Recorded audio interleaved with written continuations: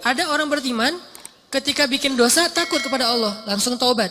Ada yang lebih tinggi, lagi berbuat baik, takut sama Allah. Kenapa? Dia ngerasa amal baiknya tuh sedikit dan waktunya terbatas. Dia pengen berbuat yang banyak tapi nggak punya waktu, nggak punya merasa lemah, merasa tidak maksimal, merasa belum memberikan semua hak Allah, merasa kurang, merasa belum istimewa, belum sempurna. Ini orang yang walladzina yu'tuna ma atau wa qulubuhum wajilah. Makanya teman-teman, kalau teman-teman perhatiin di akhir surat Al-Baqarah, kan tuh ada doa, Rabbana la tu'akhidna in nasina aw akhtana. Itu bukan doa orang yang berbuat dosa loh. Itu doa orang habis beribadah. Dia habis beribadah, habis sholat misalnya, doanya Rabbana la tu'akhidna in nasina aw akhtana. Udah beribadah masih minta maaf sama Allah.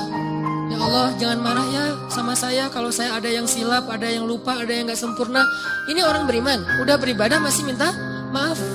Sama kayak ayat idza jaa nasrullahi wal fath wa ra'aitan nasa yadkhuluna fi dinillahi afwaja fasabbih bihamdi rabbika wastaghfir.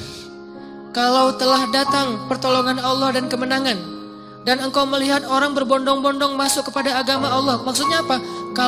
Kalau dakwah kamu sudah sukses, wahai Muhammad, wahai kaum muslimin, kalau dakwah kalian sudah sukses, orang berbondong-bondong ikut pengajian, orang berbondong-bondong berhijrah, jadi tren baru sekarang Islam misalnya di zaman dulu Nabi, orang berbondong-bondong memeluk agama Islam, dakwah kamu tuh udah keren banget.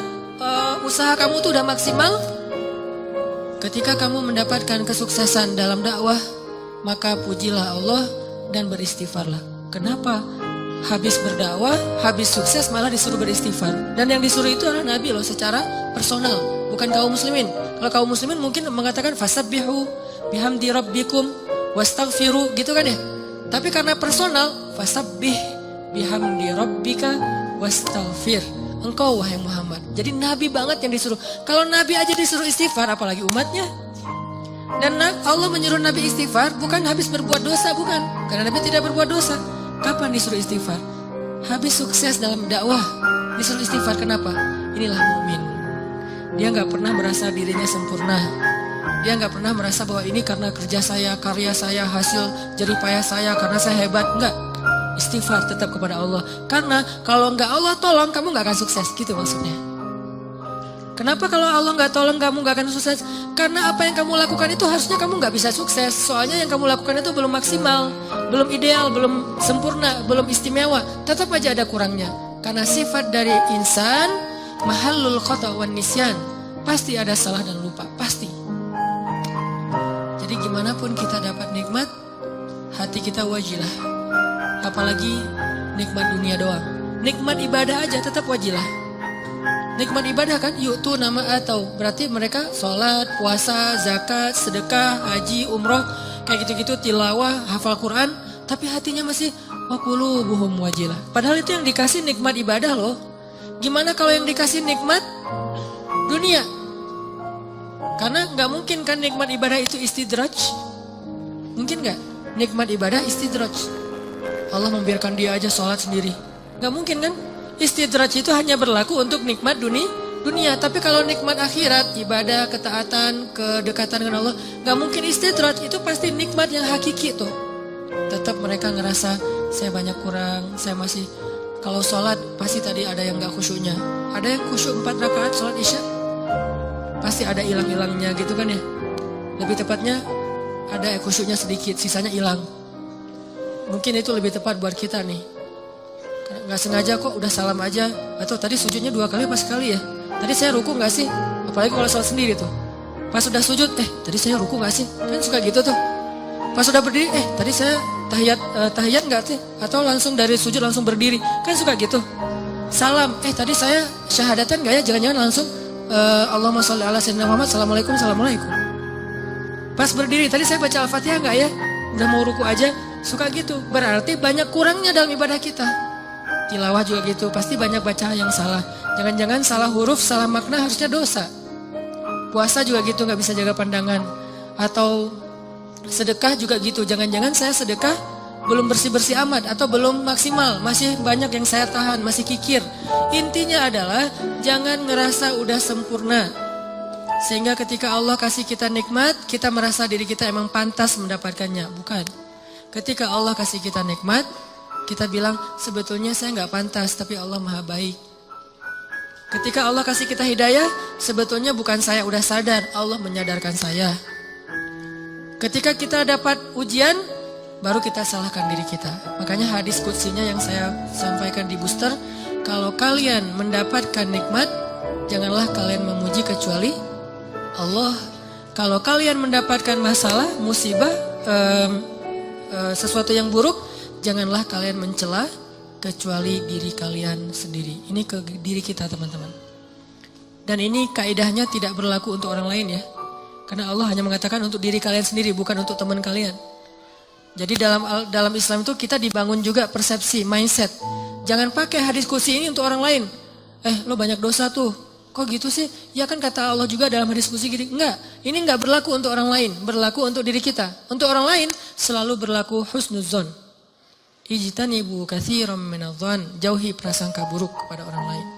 Kalau dia dapat nikmat, Masya Allah, Allah sayang kepada dia sehingga diberkahi rezekinya.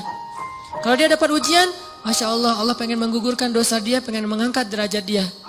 Kalau ke kita dapat nikmat, saya sebetulnya nggak pantas, tapi Allah baik banget sama saya. Kalau kita dapat ujian, emang saya layak diginiin sama Allah. Ya Allah, ampunkan dosa saya, angkat musibah saya. Terus mana ada peluang buat kita menghakimi orang lain? Kan nggak ada peluang. Sesama mukmin, sesama muslim, nggak ada peluang kita menjelek-jelekan orang lain. Nah, kalau teman-teman perhatikan di surat Al-Mu'minun yang ayat 60 tadi, coba mundur beberapa ayat, ayat 55, itu jelas banget. Jadi satu paragraf ini lagi ngomongin tentang bab GR nih. Ayat 55 itu orang yang GR. Surat Al-Mu'minun ayat 55 Allah bilang, ayahsabuna annama numidduhum bihi min malin wa banin nusari'u lahum fil khairati bal la yash'urun. Apakah mereka mengira ketika kami memberikan mereka banyak harta dan keturunan, berarti kami menyegerakan untuk mereka kebaikan? Enggak, mereka enggak ngerti, kata Allah. La yash'urun itu enggak sadar, enggak ngerti, enggak ngerasa.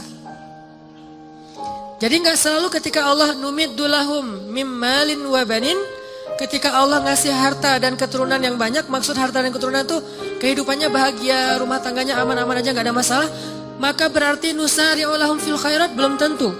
Seolah-olah Allah itu sayang banget sama dia, belum tentu. Kalau gitu kita suudzon sama Allah, enggak. Kita tetap berpikir Allah itu maha baik. Terus kalau kita dapat nikmat, itu bukti bahwa Allah maha baik, bukan karena kita pantas. Atau mungkin ini adalah ujian dari Allah. Antara dua. Antara Allah emang baik banget walaupun kita nggak pantas, atau Allah sedang menguji kita dengan ujian yang kita senangi. Dulu ketika masih sendiri, setiap malam tahajud, ya Allah beri saya pasangan imam yang bisa ngimamin saya. Gak apa-apa deh yang dibaca Al-Ikhlas juga, yang penting dia imam. Yang imam, ya Allah beri saya makmum, mudah-mudahan dia tetap mengamini doa-doa saya, walaupun mungkin doa saya gak fasih. Doain setiap malam tahajud, Allah kasih nih. Persis kayak bayangan kita banget nih, spesifik, hidungnya, matanya, wah segala macam, gua banget lah pokoknya. Pas udah dapat gitu masih bangun tahajud nggak? Atau udah mulai telat-telat dikit? Kenapa telat-telat dikit? Susah bangunnya sekarang. Kalau dulu bangun cuman ngangkat bantal guling atau cuman selimut doang, itu juga kadang-kadang karena seringnya selimut udah terbang kemana, bantal guling kemana, tidurnya teh macet banget tidurnya. Ada juga pas dia mau bangun, sekarang beda, bukan bantal guling, lengan. Mungkin lengan itu lebih ringan daripada bantal guling secara kilonya kayak gitu ya. Tapi rasanya berat. Taruh lengan, aduh gimana nih caranya, ntar dia terbangun. Kan saya nggak pengen ngebangunin dia, kasihan, alasannya modus. Nggak tahajud, atau tahajudnya telat, atau mulai berkurang. Lama-lama tadi tahajud 11, sekarang jadi tinggal 8, 4, 2, tinggal witir doang. Tapi masih lumayan lah. Akhirnya subuh di masjid, subuh di rumah, subuh telat, subuh dijamak dengan duha. Kan bertahap tuh. Udah gitu ngejamaknya kompakan lagi, berjamaah. Jamak subuh sama duha berjamaah sama suami istri kan kompakan ya. Masya Allah luar biasa kompak, istiqomah menjamak. Allah pengen nguji kita lewat pasangan justru. Kadang Allah pengen nguji kita dengan terlalu sibuk dengan kerjaan. Tadinya kita nggak punya kerjaan, nganggur, akhirnya bisa beribadah tepat waktu. Begitu udah ada kerjaan, jadi nggak tepat waktu lagi. Kenapa? Alasannya mulai sibuk, mulai rush, mulai tight jadwal, kayak gitu-gitu. Nah ini artinya jangan selalu kegeeran bahwa Allah sayang sama kita. Bahwa kita layak disayangi oleh Allah, bukan. Mungkin antara dua, Allah emang baik banget atau Allah pengen nguji kita dengan nikmat tersebut. Jadi di sini disebutkan ayah sabun, apakah mereka mengira annama numiddu lahum min malin wa banin nusari'u lahum fil khairat bal la yash'urun. Mereka pikir kalau kami udah ngasih mereka harta dan keturunan berarti kami menyegerakan kebaikan buat mereka? La yash'urun, mereka nggak ngerti. Justru orang beriman di ayat berikutnya disebutkan walladzina yu'tuna ma ataw wa qulubuhum wajilah annahum ila rabbihim raji'un. Ulaika, orang yang kayak gini nih, yang wajilah, yang ngerasa kurang, yang ngerasa nggak pantas, yusari'una fil khairat, selalu bersemangat melakukan kebaikan-kebaikan yang lain. Kenapa? Dia merasa masih kurang dirinya. Jadi jangan terlalu kegeeran. Kita boleh bilang alhamdulillah ya Allah mengijabah doa, ya boleh. Tapi jangan bilang alhamdulillah ya saya tuh emang doa saya jitu banget. Doa saya tuh emang cepat banget diijabah. Jangan sebutkan saya sama sekali. Kalau dalam kebaikan. Ini kita belajar bertahap. Kadang-kadang gak nyebutin di lisan, tapi di hati. Enggak lah, ini mah nikmat dari Allah dalam hati gua gitu loh. Wa asirru qawlakum awijharu bih innahu alimun bidatis sudur. Kalian rahasiakan ucapan kalian di hati atau kalian tampakkan dengan lisan, Allah Maha tahu apa yang ada di dalam dada kalian. Gak bisa bohong sama Allah. Terus gimana Ustaz kalau kebersit kayak gitu membatin? Lisan kita mah selalu ngomong Masya Allah ya lu lulus. Alhamdulillah ini nikmat dari Allah. Padahal gua gak bisa apa-apa. Lisan nih. Hati kita, ya emang kamu heran kalau saya lulus. Mulai kan ada sombong tuh. Mulai agak kegeeran nih. Kita kalau muncul itu langsung kita tolak, kita reject dengan apa? Astagfirullahaladzim. Kadang-kadang itu muncul bukan pengennya kita. Yuwas wisufi sudurinas, emang si dia tuh. Si dia bukan, si dia mah keren buat saya. Orang itu, zat itu tuh. Yaitu khannas yuwas wisufi sudurinas. Kita gak pengen sombong, kita gak pengen riak. Dia yang yuwas wis supaya kita sombong. Saya kan pernah cerita ngimamin. Pengen ngimamin yang paling maksimal biar semuanya khusyuk. Kan kalau yang lain khusyuk kebawa pahalanya ke yang ngimamin nih. Allahu Akbar. Alhamdulillahi Rabbil Alamin. Semaksimal mungkin, sebisa mungkin yang bagus bacaannya. Pas sudah selesai sholat, yuwaswis. Atau belum selesai sholat, baru amin. Keren juga ya suara saya muncul. Yuwaswis. Itu bukan saya ya, saya gak pengen kayak gitu-gitu amat lah. Yuwaswis. Awal-awalnya, dulu kayak gitu tuh. Ini saya ngaku nih, awal-awalnya ngimamin, apalagi pas ngimaminnya di Mesir. Karena orang Mesir tuh suka suuzon sama orang Indonesia. Dianggap orang Indonesia tuh gak bisa ngaji. Kan kepancing nih. Emangnya orang Indonesia gak bisa ngaji? No, kasih mat buat gua. Gitu. Ngimamin lah nih. Ngimamin ada niat pengen nunjukin orang Indonesia tuh ngajinya bagus-bagus. Mulai agak-agak melenceng tuh. Sehingga pas selesai sholat orang Muslim, Masya Allah kamu Indonesia tapi ngajinya enak dan segala macam. Ya udah kamu tarawih aja di sini jadi imam. Muncul waswasah, yuwaswisufi sudurinas. Bukan pengennya kita. Pulang ke Indonesia juga kayak gitu. Ada yang Ustaz saya baru pertama menangis ketika sholat gara-gara Ustaz. Padahal saya ke umrah juga nggak nangis. Di sini bisa nangis, Masya Allah. Langsung yuwaswis. Wah itu habis-habisan tuh. Gimana caranya? Gara-gara itu terus saya nggak jadi berusaha semaksimal mungkin. Ya udah deh, gue biasa-biasa aja daripada sombong. Alhamdulillah Rabbil Alamin Ar-Rahmanir Rahim. Ustaz kok ngajinya gitu? Saya gak mau sombong. Was-was aja juga ya, yuwaswis. Wah lu ikhlas banget ya orangnya. Ikhlas yang butuh istighfar. Sama dengan istighfar, yahtaju ilal istighfar. Istighfar butuh istighfar. Kenapa? Ya ini main hati nih, berat nih. Terus gimana caranya? Gak apa-apa, lanjutin aja. Awalnya emang ria, sombong, dikit-dikit. Bertahap, lama-lama dia akan berkurang. Dengan kita reject. Enggak. Mau enggak sih, kita tuh enggak setuju sama dia. Lama-lama dia enggak akan ngaruh lagi di hati kita. Sesekali doang ngaruh, dia lebih gampang nolaknya. Tapi kalau kita menghindar terus, susah. Sedekah gitu, dilihat orang, 100 ribu ya. Yang di sebelah cuman 1.500 koin, kita 100 ribu. Awalnya sih emang beda sih rasanya. Karena pertama 100 ribu. Awalnya nih, besok lama-lama biasa aja. Lama-lama nggak ngaruh sama sekali. Udah di hati kita tuh udah kebal. Kan ini kematangan jiwa kita dalam beramal soleh ya. Orang kalau lagi puber pasti kayak gitu teman-teman. Ekspresif, heboh, lebay. Itu orang puber.